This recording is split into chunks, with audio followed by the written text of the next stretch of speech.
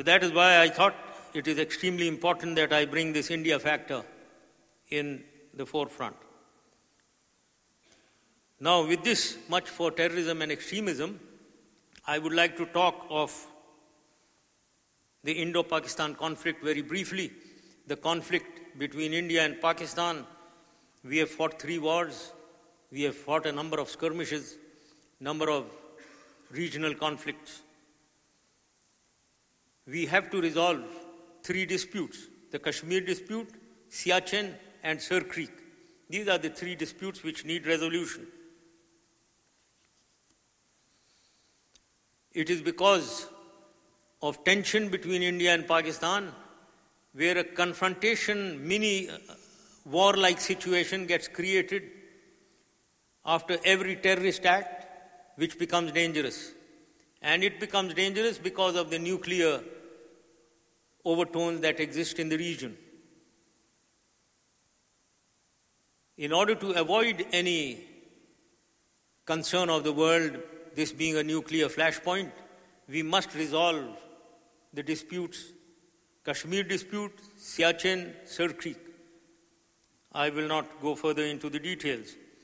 But the other aspect of nuclear assets of Pakistan going into terrorist hands is a different issue. I don't think that is possible, because Pakistan has instituted custodial controls through the best practices of the world. Today, there is a huge strategic planning division, a secretariat, which exercise control over the security aspects, the financial aspects of all our science organizations.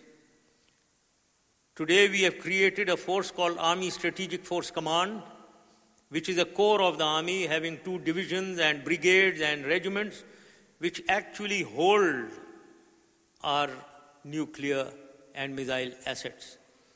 So if they are, how can they fall in terrorist hands? It's only if these terrorists come and fight and defeat Pakistan army, then only can they get control of the assets. This is not possible. Therefore, I say that they are in safe hands.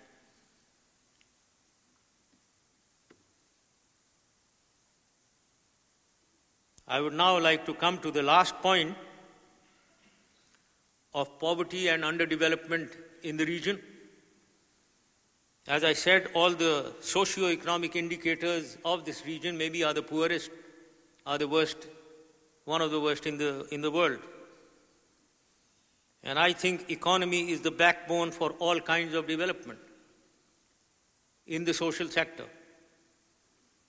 We have to focus on a rapid economic growth in Pakistan and India and in Afghanistan if we want the social uplift of the population, and also then indirectly addressing the root cause of terrorism and extremism. I think with the time limitation, I would like to end by saying on the issue of socio-economic development, I had given a definition to myself as the responsibility of any leader. It applies to any leader of any third world country, or the responsibility, I would say, of any government in the third world countries. And the definition is ensure the security, progress and development of the state, and welfare and well-being of its people. This is the definition that I gave myself, and I took each element and identified the components of that. If it is security from internal and external threat.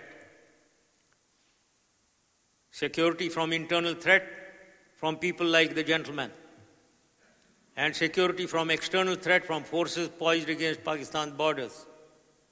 And Pakistan, responsibility of any leader is to ensure the security and well-being of the people of the state.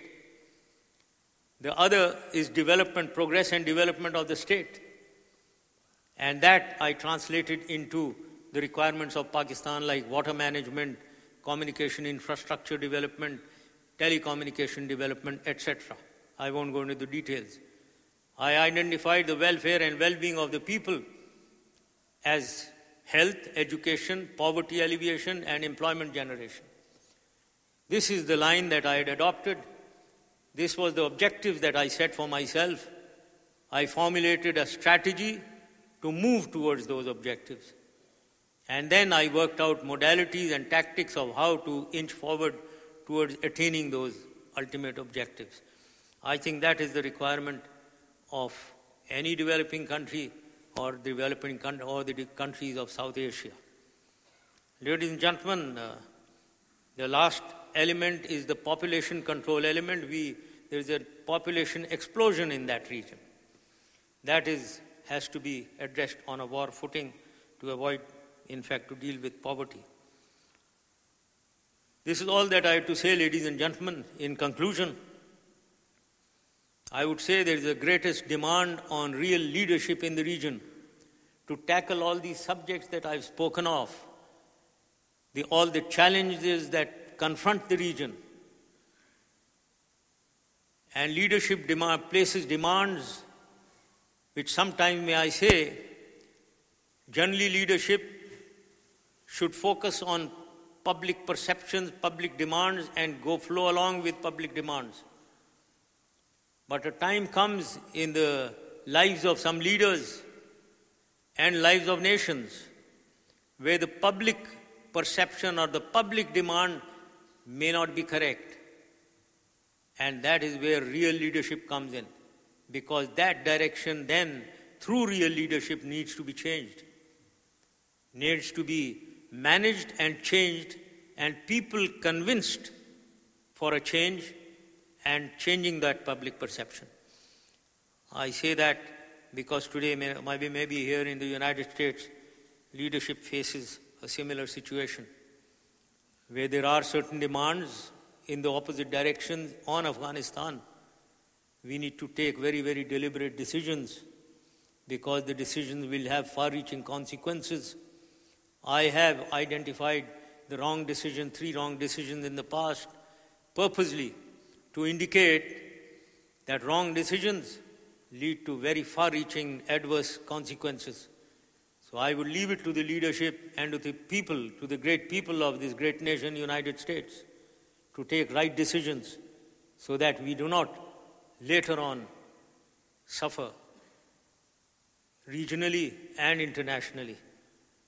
And we do not repent later that we should have taken some other decision. Thank you very much, ladies and gentlemen.